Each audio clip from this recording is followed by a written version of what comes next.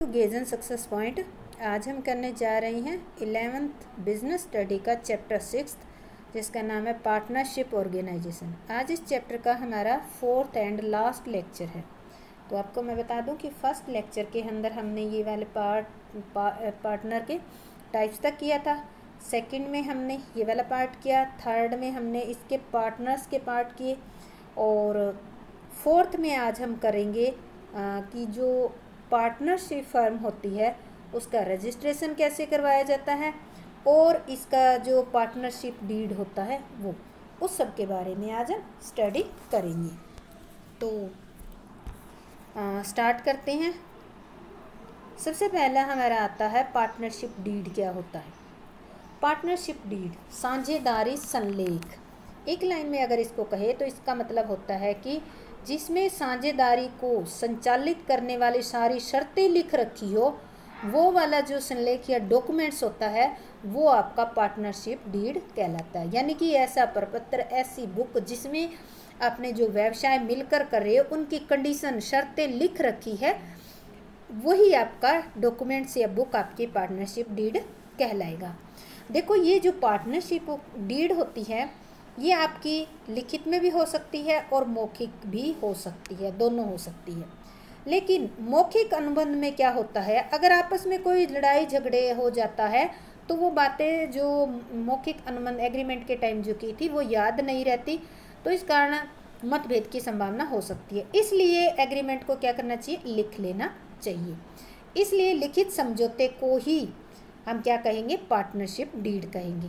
लिखेंगे नहीं तो वो तो कोई डीड होएगी नहीं, क्योंकि कोई प्रूफ होना चाहिए ना डीड के लिए। तो लिखेंगे नहीं, मौखिक है तो मौखिक का कोई प्रूफ तो है नहीं, इसलिए जो लिखी गई है जो शर्तें जिसमें डॉक्यूमेंट्स में, वही डॉक्यूमेंट्स हमारा पार्टनरशिप डीड कहलाएगा। इसको आप आर्टिकल्स ऑफ पार्टनरशिप भी कह सकते हो। साझेदारी संलेख में किन्हीं बातों का उल्लेख किया जा सकता है जो महत्वपूर्ण बातें हैं इस संलेख में, यानी कि जो इम्पोर्टेंट बातें हैं उन सब का उल्लेख इस डीड के अंदर किया जाता है। जैसे एग्जांपल लेते हैं हम, फर्म का नाम इम्पोर्टेंट है, फर्म का क्या नाम रखा है आपने, फर्म किस नाम से चल रही है। पर आपको ये ध्यान रखना है, इसके नाम के संबंध में कुछ बातें ध्यान रखनी है। पहला, फर्म का नाम किसी दूसरी फर्म के नाम से मिलता जुलता नहीं होना चाहिए, इससे क्या होगा, धोखे होने के चांस होंगे। दूसरा, फर्म के नाम में कोई भी शब्द ऐसा नहीं होना चाहिए जिसके लिए केंद्र सरकार या राज्य सरकार की आपको अनुमति लेने की ज़रूरत है, ऐसा नहीं होना चाहिए। ऐसे कौन से नाम है जिनमें अनुमति लेनी पड़ती है, crown, imperial, state, king, queen, royal, emperor, empress और पार्लियामेंट, ये ऐसे नाम हैं। अगर आप अपने फर्म के नाम में इन वर्ड को यूज़ करना चाहते हो तो इनके प्रयोग करने से पहले आपको सरकार की अनुमति लेनी पड़ेगी, उसके बाद ही इन वर्ड्स को यूज कर सकते हो। सेकंड आता है name and address of partnership. साझेदारी संलेख में सभी साझेदारों के पूरे नाम और उनके एड्रेस लिखे जाते हैं। पार्टनरशिप डीड में थर्ड जो चीज़ लिखी जाती है वो लिखी जाती है ड्यूरेशन ऑफ पार्टनरशिप, यानी कि इसमें यह भी स्पष्ट लिख देना चाहिए कि जो हमारी पार्टनरशिप फर्म है उसकी स्थापना किसी निश्चित समय या किसी कार्य को पूरा करने के लिए की गई है, तो ये या तो कोई समय या कोई काम है उसका स्पष्ट उल्लेख होना चाहिए, और यह ऐच्छिक साझेदारी है या नहीं है ये भी होना चाहिए। वैसे साझेदारी ऐच्छिक ही होती है मोस्टली। इसके बाद है स्कोप ऑफ बिजनेस। साझेदारी में ये भी स्पष्ट कर देना चाहिए कि आप व्यवसाय कहाँ करोगे, स्थानीय लेवल पर, देशीय या अंतर्राष्ट्रीय। साझेदार contribution of capital by partner, कौन साझेदार कितनी पूंजी लगाता है, उसकी पूंजी का रेशियो क्या हो, ये स्पष्ट होना चाहिए। और यदि पूंजी पर ब्याज दिया जाता है तो किस रेट से दिया जाता है, यानी कि सारी बातें क्लियर होनी चाहिए। प्रॉफिट एंड लॉस रेशियो, साझेदारी संलेख में ये भी निश्चित होना चाहिए, बहुत ही इंपॉर्टेंट पॉइंट है कि साझेदारों के बीच में जो लाभ होगा या हानि होगी वो किस अनुपात में बंटेगा। ये जरूरी नहीं है कि जिस अनुपात में उन्होंने पूंजी लगाई हो उसी अनुपात में इसका विभाजन हो, इसका अनुपात उनकी योग्यता, उनके एक्सपीरियंस के अकॉर्डिंग भी हो सकता है, कुछ भी हो पर लिख देना चाहिए इसके अंदर। Commission and salary of partner, सारे साझेदार तो बिजनेस में एक जैसा टाइम नहीं दे सकते। जो लोग बिजनेस में सारा टाइम देते हैं, सारा समय लगाते हैं, उनको क्या कोई कमीशन दिया जाएगा, कोई वेतन दिया जाएगा, अगर दिया जाएगा तो कितना दिया जाएगा, ये स्पष्ट लिख देना चाहिए। Loan to and by partner, क्या जरूरत पड़ने पर पार्टनर जो है फर्म को ऋण दे सकते हैं, या पार्टनर को पर्सनल जरूरत पड़ी तो क्या फर्म पार्टनर को ऋण दे सकती है? अगर दे सकती है तो किस सीमा तक कर सकते हैं ऐसा, या उस पर ब्याज क्या लिया या दिया जाएगा। आहरण और उस पर ब्याज, drawing and interest on it, क्या अगर किसी पार्टनर को जरूरत पड़गी निजी आवश्यकता के लिए, साझेदार फर्म से रुपया निकाल सकता है या नहीं? अगर निकाल सकता है तो उसकी मात्रा कितनी है, कितनी अवधि के लिए, और उस पर साझेदार को कितना ब्याज देना होगा, किस दर से देना होगा, ये भी स्पष्ट होना चाहिए।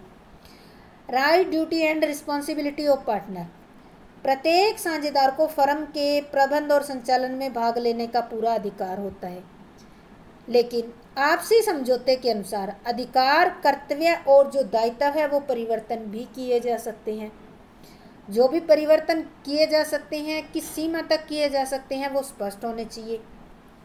Audit of books of account, जो हमारी लेखा पुस्तकें हैं उनके रखने का ढंग क्या है, उनकी किस समय, कितने समय बाद जांच करवाई जाती है, फाइनल अकाउंट जो तैयार करते हैं उनका मेथड क्या है, और इसका कंप्लीट डिटेल होनी चाहिए। और खाते ऑडिट कितने टाइम के बाद करवाए जाते हैं, ये भी स्पष्ट होना चाहिए। एंट्री, एडमिशन एंड रिटायरमेंट, इसके अंदर ये भी लिख देना चाहिए कि कोई नया साझेदार का प्रवेश होगा या पुराना साझेदार होगा, वो अपनी सहमति से आएगा या जाएगा, यानी कि अगर कोई जाना चाहता है तो भी अन्य साझेदारों की सहमति से छोड़कर जा सकता है, कोई आता है तो भी सहमति के बिना, अन्य साझेदारों की सहमति के बिना नहीं आ सकता। इस नियम में कोई परिवर्तन हो तो किया है तो उसको लिख देना चाहिए। आवश्यक के बारे में भी इसमें कुछ रूल लिखे होने चाहिए, और कोई साझेदार रिटायरमेंट होता है तो उसके नियम भी होने चाहिए। इसके बाद आता है साझेदारी नियमों का वायलेशन ऑफ पार्टनरशिप रूल, अगर कोई साझेदार सही ढंग से फर्म के कर्तव्यों का पालन नहीं करता है, नियमों का उल्लंघन करता है, तो उसके विरुद्ध क्या कार्रवाई की जाएगी, उसको क्या पनिशमेंट दी जाएगी, इसका स्पष्ट इसके अंदर लिखा होना चाहिए। Death of partner and his successor, किसी साझेदार की मृत्यु हो जाने पर उसकी व्यापार में जो पूंजी लगी हुई है, जो संपत्ति है, उसका विधान उसका जो कानूनी अधिकारी है उसको किया जाता है। यदि उस राशि को व्यापार में ही रखना है या फिर उत्तराधिकारी को साझेदार के अधिकार दिए जाने हैं तो ये भी स्पष्ट होना चाहिए। और अगर मृतक की राशि को कुछ किस्तों में दिया जाना है तो ये किस्तें, देखो किस्तें देंगे तो काफ़ी टाइम लग जाएगा पेमेंट करने में, तो क्या उस टाइम ब्याज भी देने की व्यवस्था होगी या नहीं होगी। डिसोल्यूशन ऑफ पार्टनरशिप, किन किन कारणों से साझेदारी का अंत हो सकता है, इसका उल्लेख भी स्पष्ट होना चाहिए। फर्म का समापन केवल अधिनियम के अंतर्गत ही किया जा सकता है या कोई और अन्य कारण से भी फर्म को डिसॉल्व किया जा सकता है। वैल्यूएशन ऑफ गुडविल, साझेदारी संलेख में जो व्यावसायिक ख्याति होती है, गुडविल बिजनेस की रेपुटेशन होती है, जिसकी वजह से मार्केट में फर्म का नाम बिकता है या उसकी वजह से फर्म में प्रॉफिट बढ़ते हैं, तो ये ख्याति होती है, रेपुटेशन, गुडविल होती है। इसके मूल्यांकन की कौन सा मेथड अपनाना है, और इसकी आवश्यकता उस समय होती है जब कोई साझेदार फर्म में आता है या फर्म से कोई जाता है, तो उस टाइम जिस मेथड से आप गुडविल की वैल्यूएशन करोगे वो मेथड इसके अंदर स्पष्ट लिख देना चाहिए।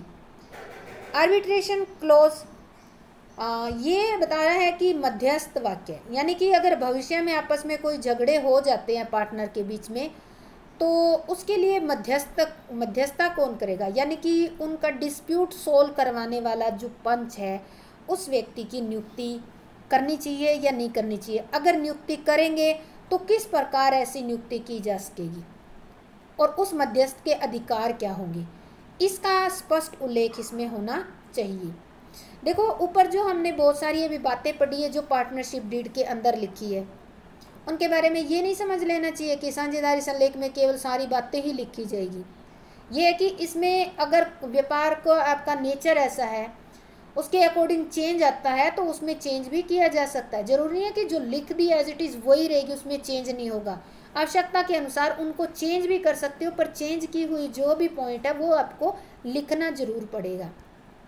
सेकंड आता है फॉर्मेशन ऑफ पार्टनरशिप या रजिस्ट्रेशन ऑफ पार्टनरशिप। इसका मेथड क्या है, किस तरीके से रजिस्ट्रेशन करवाया जाता है, और अगर कोई फर्म रजिस्ट्रेशन करवा लेती है तो उसका क्या फ़ायदा होता है, और अगर कोई फर्म पार्टनरशिप फर्म रजिस्ट्रेशन नहीं करवाती है तो उसको उस पर क्या प्रभाव पड़ता है।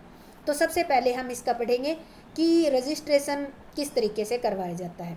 देखो, अपना जो पार्टनरशिप एक्ट 1932 है, इसके अकॉर्डिंग फर्म का जो रजिस्ट्रेशन है वो करवाना ज़रूरी तो नहीं है, पर रजिस्ट्रेशन न कराने से कुछ असुविधाओं का सामना करना पड़ सकता है। तो फ़ायदा यही है कि फर्म को रजिस्ट्रेशन करवा लेना चाहिए। करवा लेती है फर्म रजिस्ट्रेशन तो इसका कुछ न कुछ बेनिफिट ही मिलता है या लाभदायक ही होता है। तो इसका मेथड क्या है, प्रोसीजर, इसका मेथड नहीं, प्रोसीजर फॉर रजिस्ट्रेशन। कौन कौन सी प्रोसेस है। फर्मों का रजिस्ट्रेशन करने के उद्देश्य से सभी राज्य सरकारों ने अपने अपने राज्यों में एक रजिस्ट्रार ऑफ फर्म नियुक्त कर रखा है। फर्म के रजिस्ट्रेशन के लिए सबसे पहले आपको एक फार्म होगा वो भरना पड़ेगा, उसके साथ एक फीस का चालान होगा, वो फीस भर के वो चालान आपको लगाना पड़ेगा, और ये फीस और ये फार्म भरकर आपको रजिस्ट्रार ऑफ फर्म्स के पास जमा करवाना होगा। और इस फार्म में कौन कौन सी सूचनाएं भरनी पड़ेगी, वो भी सबसे पहले फर्म का नाम, फर्म का व्यवसाय या कारोबार किस चीज़ का कर रहे हैं, स्थान क्या है, अन्य स्थानों के नाम जहाँ जहाँ पर व्यापार चलता है, साझेदारों के पूरे नाम और पते, साझेदारों के फर्म में प्रवेश करने की तिथि क्या है, यानी कि किस टाइम पार्टनरशिप फर्म स्टार्ट कर रही है, फर्म की अवधि क्या है, अनिश्चित है या कोई स्पेशल मोटिव से है, जैसे कि कुछ टाइम के लिए या कुछ कार्य तक की है, प्रत्येक साझेदार और उन सभी के हस्ताक्षर होने जरूरी है। जब रजिस्ट्रार को पास हम ये फार्म जमा करवा देते हैं तो वो क्या करता है, जांच पड़ताल करता है, और जांच पड़ताल करने के बाद जब उसको पूरा विश्वास हो जाता है कि सभी सूचनाएं भर दी गई हैं और फार्म में भरा हुआ जो विवरण है उसको कंप्लीट सही लगता है या वो सेटिस्फाइड हो जाता है, तो इस विवरण को एक रजिस्ट्रार में, जिसे फर्मों का रजिस्टर कहते हैं, इसमें एंट्री कर देता है। इसके बाद फर्म को एक सर्टिफिकेट दे दिया जाता है जिसको कहते हैं सर्टिफिकेट ऑफ रजिस्ट्रेशन, और ये जब भी फर्म को प्रमाण पत्र, ये सर्टिफिकेट मिल जाता है तो फर्म क्या हो जाती है, रजिस्टर्ड हो जाती है।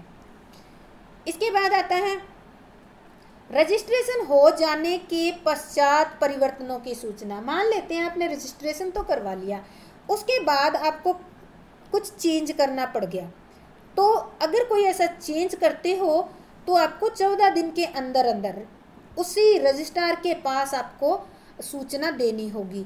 और कौन कौन सी सूचना देनी होगी, अगर कोई चेंज करते हो तो, जैसे आपने फर्म का नाम या उसका मुख्य व्यवसाय में परिवर्तन किया है तो जिस दिन परिवर्तन किया उससे 14 दिन के अंदर देनी होगी सूचना। जब फर्म के साझेदारों के नाम और उनके स्थायी पते चेंज हो गए हो, जब किसी एक स्थान पर व्यवसाय बंद कर दिया और दूसरे पे शुरू कर लिया हो, जब कोई नया साझेदार फर्म में आ गया हो, या किसी साझेदार की मृत्यु होगी, या कोई साझेदार छोड़कर चला गया हो, या फिर मान लेते हैं आपने किसी माइनर को एज ए साझेदार बनने के लिए आप सहमत हुए हो या आपने बना लिया है, तो उसके बारे में भी आपको इन्फॉर्मेशन देनी पड़ेगी। तो ये सारी इन्फॉर्मेशन अगर आपको चेंज करते हो रजिस्ट्रेशन करवाने के बाद तो आपको रजिस्ट्रार कार्यालय में देनी पड़ेगी। इसके बाद आता है इफेक्ट ऑफ नॉन रजिस्ट्रेशन। अब दूसरा आता है कि अगर आप फर्म का रजिस्ट्रेशन नहीं करवाते हो तो आपको कुछ लाभों से वंचित रहना पड़ सकता है। कौन कौन से ऐसे लाभ है जो रजिस्ट्रेशन न करवाने वाली फर्म को नहीं मिलेगी। कोई भी साझेदार आपसी झगड़े की दशा में कोर्ट में नहीं जा सकता। दूसरा, कोई भी साझेदार अपने अधिकारों को प्राप्त करने के लिए भी कोई वाद विवाद प्रस्तुत नहीं कर सकता। थर्ड, किसी भी साझेदार के विरुद्ध वाद प्रस्तुत नहीं कर सकते। कोई भी फर्म किसी भी आपस में साझेदारों में कोई वाद हो जाता है तो वो नहीं कर सकती, कोर्ट केस नहीं कर सकती। फर्म अन्य पक्षकारों के विरुद्ध भी वाद प्रस्तुत नहीं कर सकती। मान लेते हैं ए फर्म पार्टनरशिप फर्म है, उसका डी के साथ कोई डिस्प्यूट हो गया, तो अब ए फर्म रजिस्टर्ड नहीं है तो वो डी के ऊपर कोई कोर्ट केस नहीं कर सकती या न्यायालय में नहीं जा सकती।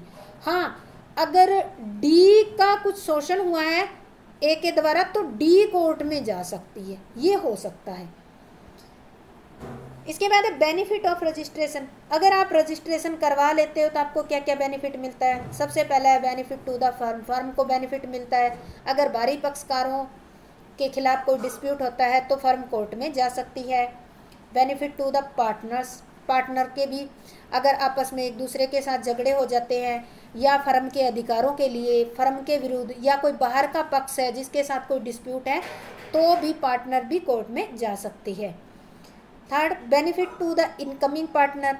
अब देखो, अगर आपकी फर्म रजिस्टर्ड है तो आने वाला जो साझेदार है, जो कोई एडमिशन ले रहा है, वो अपने समर्थ के लिए यानी अधिकारों से लड़ने के लिए समर्थ होगा। जबकि अगर रजिस्ट्रेशन नहीं होता तो उसके जो और साझेदार हैं उनकी ईमानदारी पे ही निर्भर रहना पड़ता। फोर्थ है बेनिफिट टू आउटगोइंग पार्टनर। और जो जाने वाला साझेदार है उसको भी क्या क्या फ़ायदे होंगे। पहली बात आती है आउटगोइंग पार्टनर होता कौन है। सबसे पहले ऑन द डेथ हो पे पार्टनर, कोई ऐसा पार्टनर है जिसकी डेथ हो गई हो तो इसकी मृत्यु के बाद किए गए फर्म के कार्यों के लिए इनके उत्तराधिकारी उत्तरदायी नहीं होते।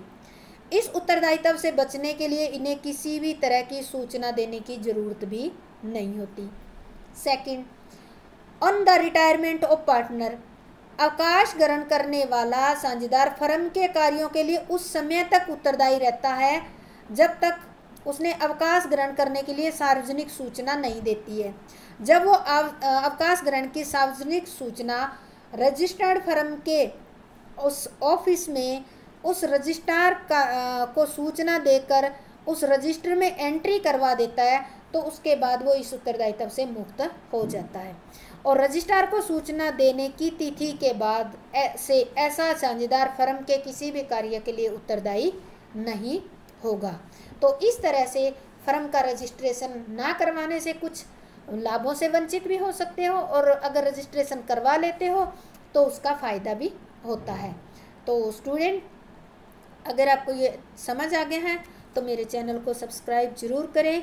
थैंक्स। जय हिंद, जय भारत।